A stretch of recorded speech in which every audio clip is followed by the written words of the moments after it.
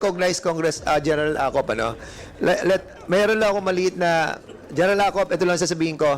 I still cannot comprehend that after a successful operation of those personnel and after a week marerelieve sila. Yes, Mr. Chair. When I was the OIC... Ano nga, dalawa lang papipilian mo eh. Paiwas ka kagad eh. Do not be a lawyer here. Alam kong abogado ka eh.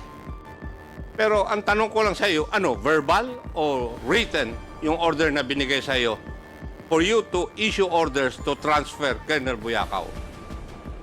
The order did not came from... I did not receive any order, Mr. Chair. Why did you sign it? OIC ka. Yes, Bakit hindi ka ba dapat nagtanong? The... Pwede kang pakainan ng pipirman mo, death sentence mo. Yes, Mr. Chair. Turo sa kanyan, di ba? Sa law school. Yes, Mr. Chair. Before you sign or implement anything, mag-imbestiga ka muna kung totoo. And you failed to do that? Yes, Mr. Chair. Yes. Believe din ako sa'yo, pinagtatakbang mo yung boss mo eh. Sino ba chief PNP nun? The current Chief PNP now, Mr. Chair. Yung current, General Romel Marbil, Mr. Chair. si General Marvin. O, pinagtatakpan mo. Ako naman, no? At tagal natin sa serbisyo, pinagbubula mo pa ako. Thank you, Mr. Chair.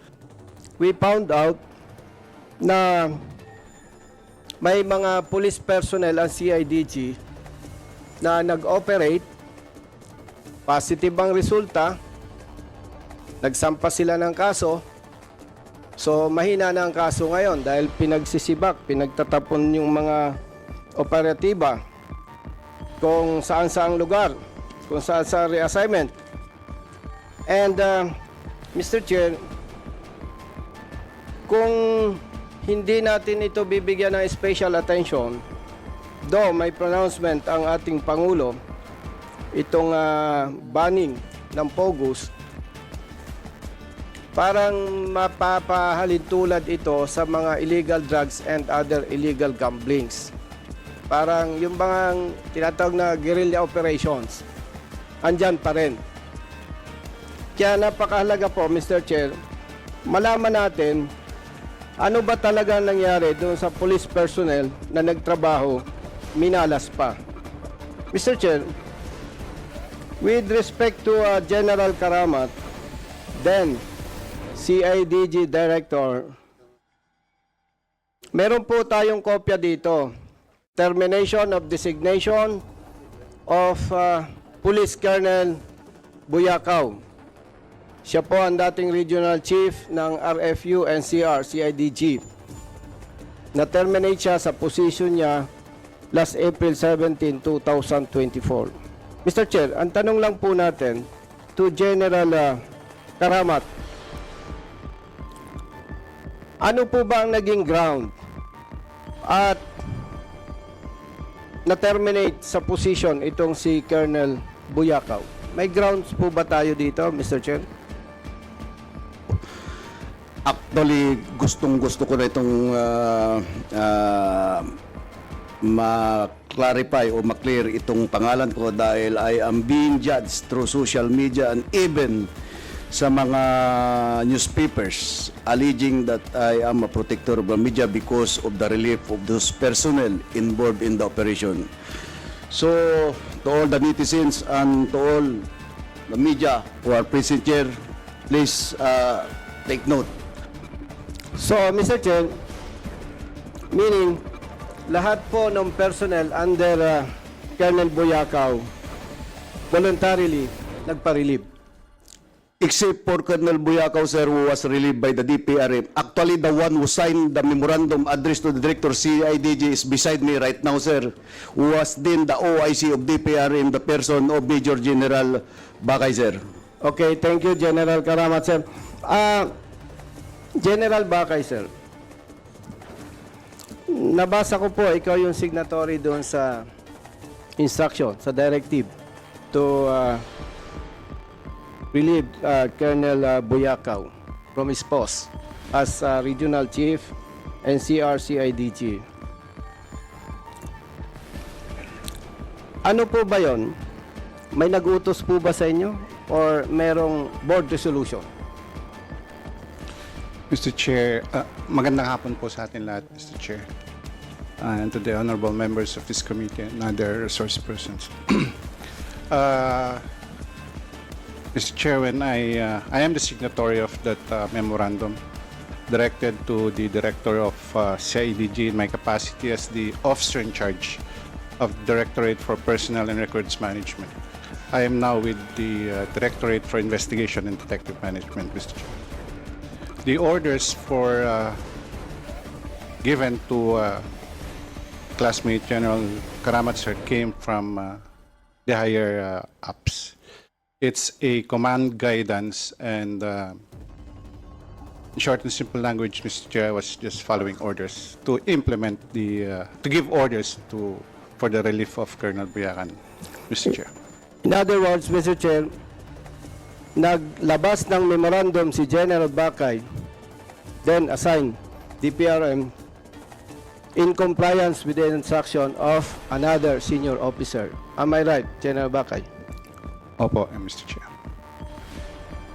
Yung po bang instruction na yan, General Bakay, sir, is it verbal or written? The preparation of the memorandum, Mr. Chair, is coming from our publication, which is just a section of the PRM. And I'm not at liberty or free to determine and say kung paano po binigay yung orders, Mr. Chair. But regardless, pag dumating po sa DPRM, it's coming from the higher ups, Mr. Chair, from the command. Clarify ko lang, Mr. Chair, doon sa section or division under DPRM, hindi po yan ang issue. Ang signatory po sa orders, sa memo, si General Bakay. Meaning, may nag-utos kay General Bakay. Tama po ba?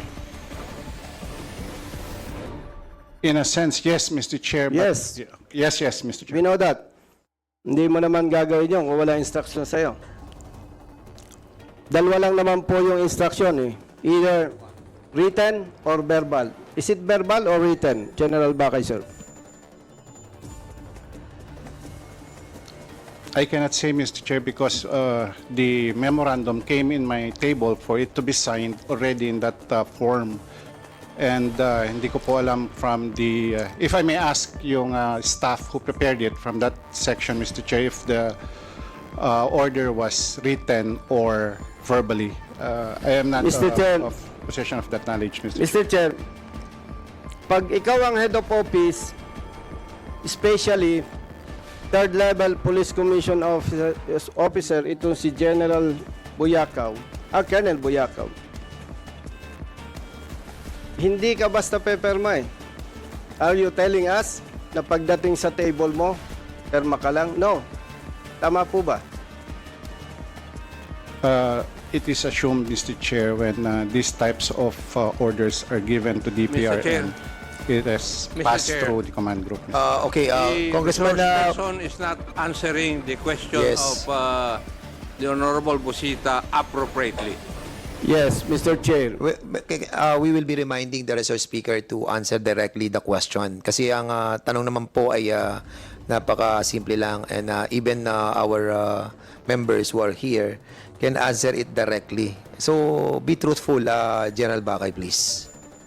Please reply to the query of Congressman Busita. Ano po ba yung instruction? Direct sa'yo or dumaan sa staff po ninyo? Dumaan po si staff namin, Okay, Mr. Chair. Mr. Chair, nandyan po ba yung concerned staff? Not present, Mr. Chair. Sino po yon? General Bakay, sir? From our publication section, Mr. Chair,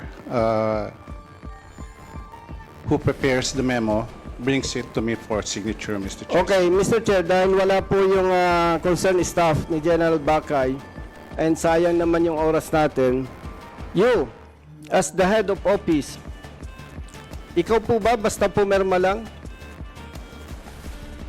doon sa sinasabi mo po ninyong directive?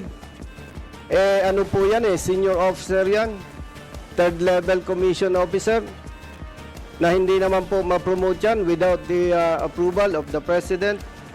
Kung yan po ay patrolman, pwede siguro. General Bakay, sir. Indeed, sir, but there are also instances where orders are given, even verbally, And all DPRM have to do is issue it, Mr. Chair. So, gusto po ba ninyong sabihin na hindi ka nagtanong, pumirma ka lang? Yes, Mr. Chair. So, kung pumirma ka lang po, ibig po ba sabihin, wala kang ginawa o alamin mo kung sino po ang nag-utos? Mr. Chair, when the memorandum came to me, I assumed that it came from our higher-ups, Mr. Chair, Mr. because Chair. none of this... Okay, will you allow Congressman Acop to interject? Yes, Mr. Chair, kailangan ko ng backup na general. Okay, before I recognize General Acop, mayroon lang ako maliit na General Acop, ito lang sasabihin ko. I still cannot comprehend that after a successful operation of those personnel and after a week marerelieve sila. And I still lingering in my mind why. And now it's becoming clear and clearer. Congressman Chairman Acop, you have the floor. Thank you, Mr. Chair. Gerald Bakay, you are a classmate of Gerald Karamat, di po ba? Opo, Mr. Chair. At pwede naman siyang nakipag-usap sa iyo para mag-issue ka ng order. Tama rin po ba?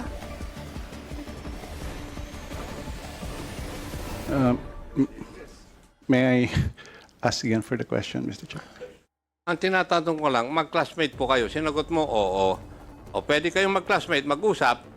Pwedeng mag-request si Gerald Karamat sa iyo, pakitransfer mo nga itong si Colonel Buyakaw or whoever he is. Di po ba? Pwede yon? Pwede po, Mr. Chair. Pwede. Pero pag tinanong ko yon kung nangyari, sabihin mo hindi nangyari. Tama? Yes, Mr. Chair. Yes. Now, you are the OIC of DPRM. And as such, you're not the permanent director of that directorial staff. And therefore, you must be more meticulous dahil ikaw ay OIC lamang. Would that be correct? Correct, Mr. Chair. Yes. Pero in this instance, hindi ka naging meticulous. Alam natin na sa PNP, orders are given by higher authorities.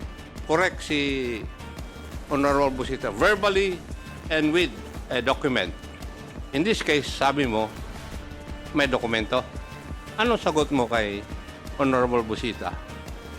Was the order given verbally or documented? Yes, Mr. Chair. When I was the OIC... Ano nga, dalawa lang papipilian mo eh. Paiwas ka kagad eh. Do not be a lawyer here. Alam kong abogado ka eh.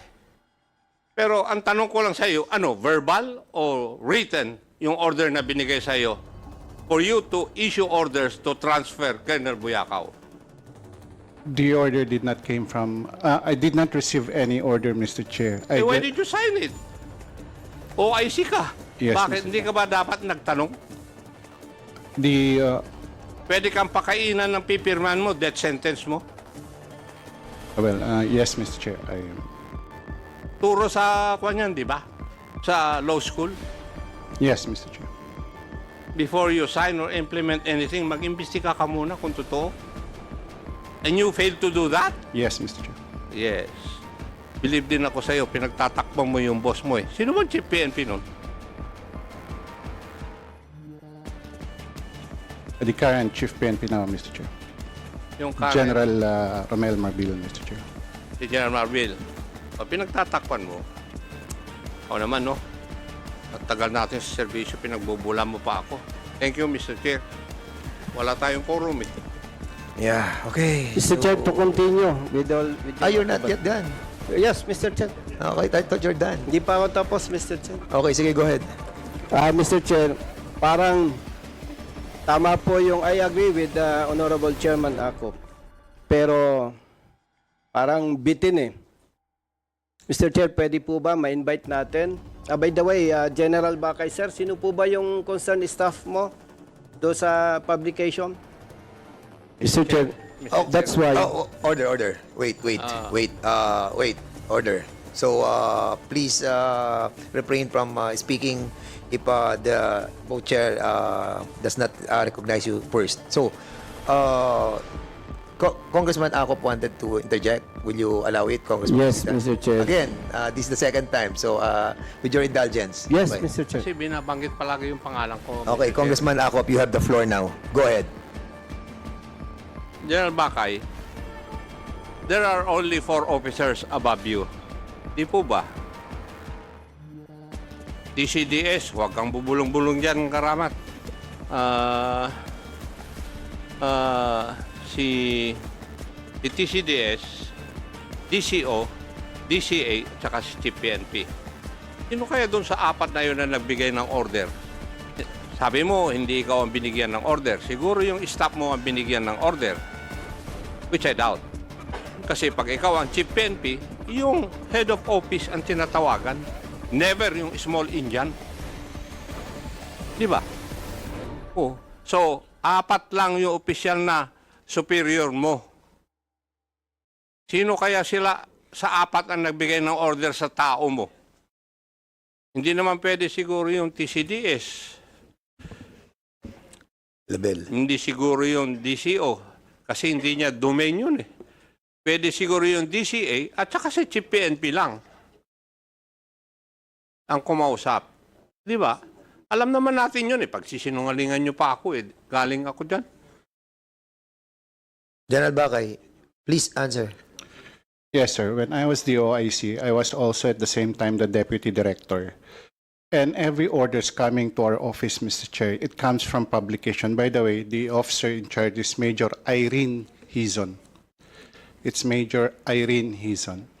Major And, Irene. Hizon, Mr. Chair. And all of these orders coming from the publication are orders also coming from the Office of the Chief PNP na dinadaan po siguro kay SEA. So ang flow of these orders, yun po. And unfortunately, during my time, hindi po ako tinatawagan diretso to issue orders. I was the OIC only for about less than a month, Mr. Chair, because nag-retire yung